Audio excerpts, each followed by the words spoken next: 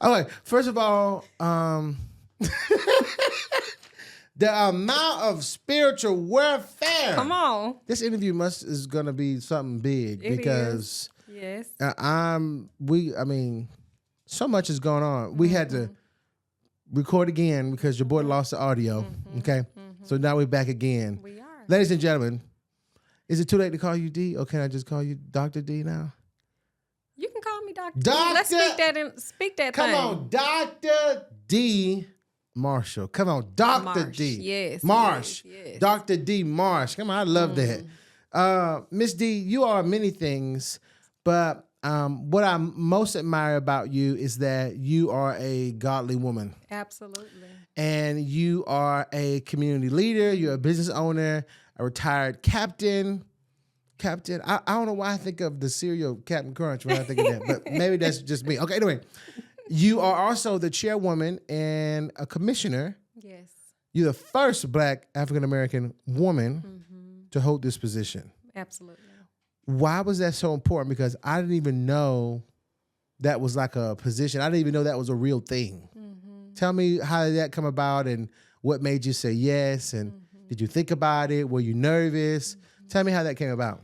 Well, the Columbus Airport Commission it's an authority. So it is a body of 5 people, whether they're business owners, retirees from different public and business entities and sectors, those who have given a lot in their industries. So you may have an attorney, you may have someone from the business field, maybe you have someone from the aviation industry, maybe someone from financial background. And these people come together to govern. They are the governing body for our airport. It came about maybe 3 years ago. I think I've been there for 3 years now. 2023, yes, was the year. January. Was the year I became a commissioner. It came about because of my intelligence background. So I retired from the Army Intelligence Corps, so military intelligence. Yes, and Okay, that's not on here, but okay then. That's really interesting. Okay. And at the time, they were looking for someone who had some intelligence background to offer. Come on, the they body. want an intelligent Black woman. Yes. Come on, They come did. on. And you say yes, or how did they come? Then you said like somebody appointed you, or somebody recommended. Who?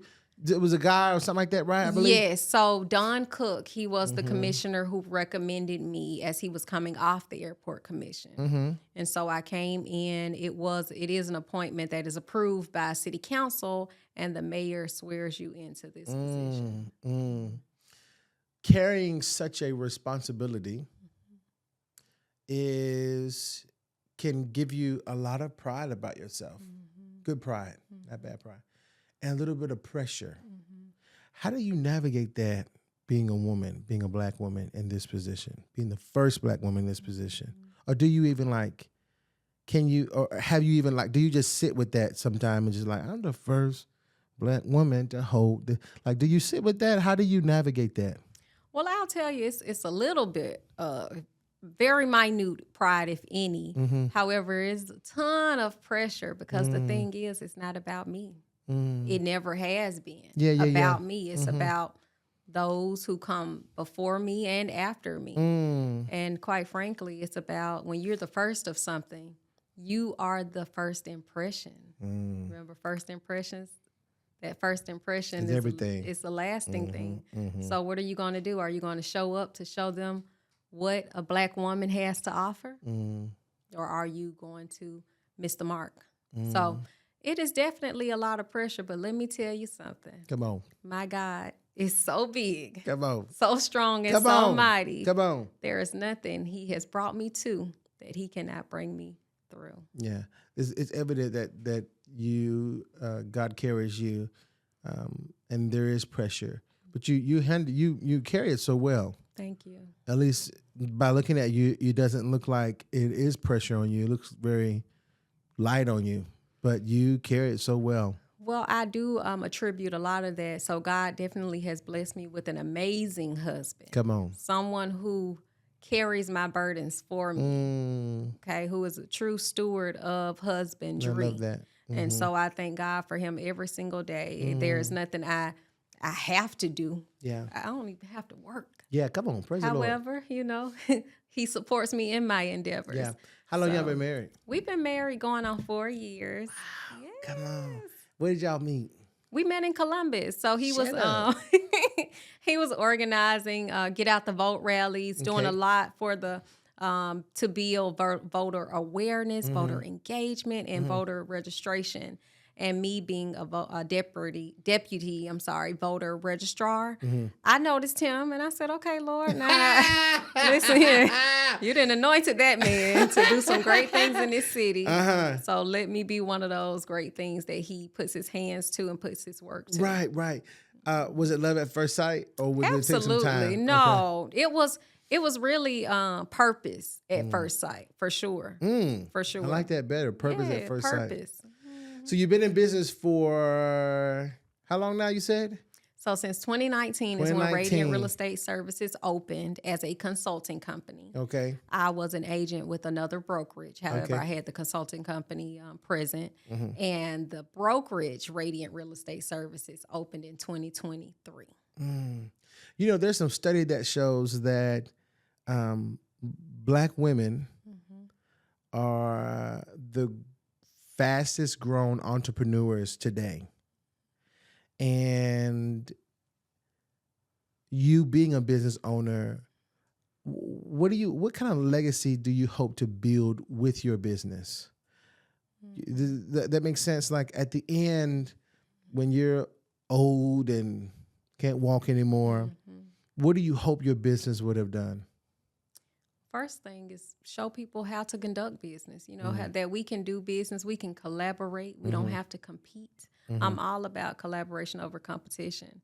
And also that we can leave something that lasts. Right. We can build something that lasts. Right. We can lift each other up. That's what Radiant is all about. That's why the name is Radiant.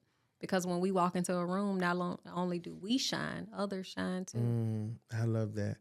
And I'm assuming the business has been very profitable for you. It has been. Really? It has been. Did you expect it to be that profitable? Or I did. I knew God wouldn't have placed anything in me that wouldn't produce some fruit. Okay. Yes. Come on now. Come on, Dr. D. Come on. What's the best business choice you ever made? Taking a chance. On yourself? Yes, on myself. Walk me through that moment where the first moment you took a chance on yourself, and what was that like? So I had encountered a season in my life where I had a remarkable loss. And that's people in life, and where you could have went to a 9-to-5, someone else's job, because that's guaranteed income. Sure. Absolutely. It's a guaranteed paycheck at the Somebody end of the else's day. dream. Someone else's dream. And while that's the easy road, I took the hard road, the road that is less traveled. Because again, it was a seed that's been planted in me since a little girl. So entrepreneurship. Absolutely. What's the worst business decision you ever made? Well, you have to take accountability for the people you bring into business. Got it. So just, maybe putting my dreams on someone else and wanting so much for them that I want for myself. But the thing is, if they don't want it themselves, then come on. That's probably the biggest rule for any business owner, especially women going into business, is be careful who you hire. Be careful who you hire. Let's talk about leadership, because you are very much a leader, especially in this community. First of all, what is the importance of leadership? When did you identify that leadership was important? So in high school, I did JROTC, that's Junior Reserve Officer Training Corps. You did. And I became the #1 cadet in Birmingham City Schools. And so there was a time, it's this field called Legion Field. If any of your viewers are familiar with Birmingham, it's this huge field. They have all kind of games out there, football games. However, I led 11 high school battalions on that field with my small stature at the age of 14, and I commanded this body of junior soldiers, in high school. So were you not intimidated because they were high school and you? I actually wasn't. So I was voted most likely to be a leader at my high school. Okay. And I think it was just the confidence I always had. Really, that's what I see it as. Not being afraid to as a leader, you have to know who your followers are. Mm-hmm. You have to know how to speak to different personality types. You need to know how to empathize, have compassion, be a little strong when you need to, be a little soft when you need to. Mm-hmm. So it is an adjustable role that you have to take. Right. And I was just honored to be able to have that. So. And you being that at such a young age ignited something else in you because you continue to take leadership roles. Yes. Right. And what exactly outside of the airport do you do in the community? So I am the past board chair for the Liberty Theater when we were a private board. So during my time as board chair, we deeded the property to the city of Columbus in order to help with its revitalization. Okay. So that was a major moment for me. And that may have been one of the beginning spaces of my community leadership in Columbus, Georgia. And as someone who's married to someone who is running for city council at this present moment, what do you see this community needs more than ever? People who actually listen. That's one thing I can say about Dr. Rocky Marsh. He will listen.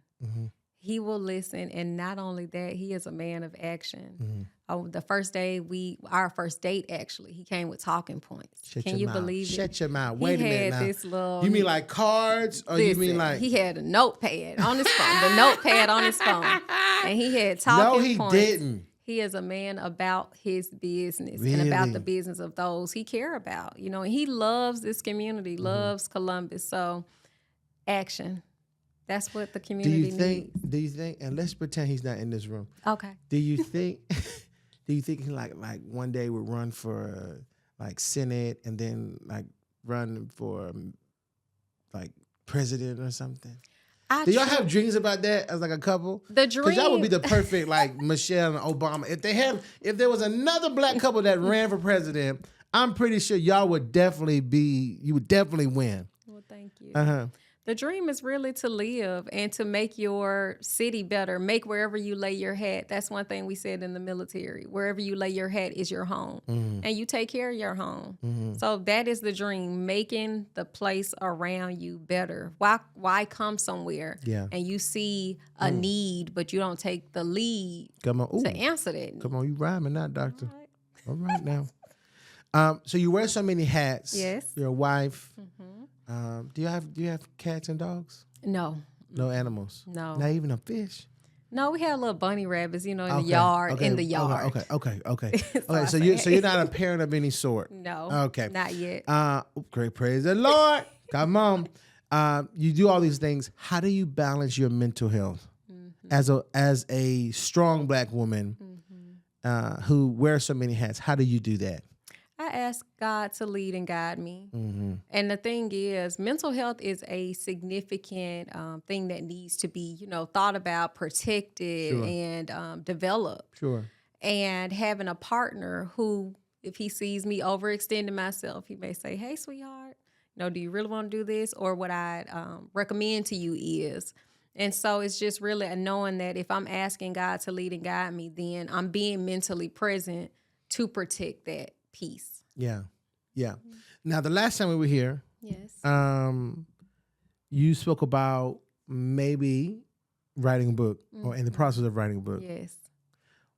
Why write a book? What ignited that that desire to want to write a book? Well, I do enjoy reading. Now more so is listening to books. If I have some off time, maybe I'm riding into work or something like that.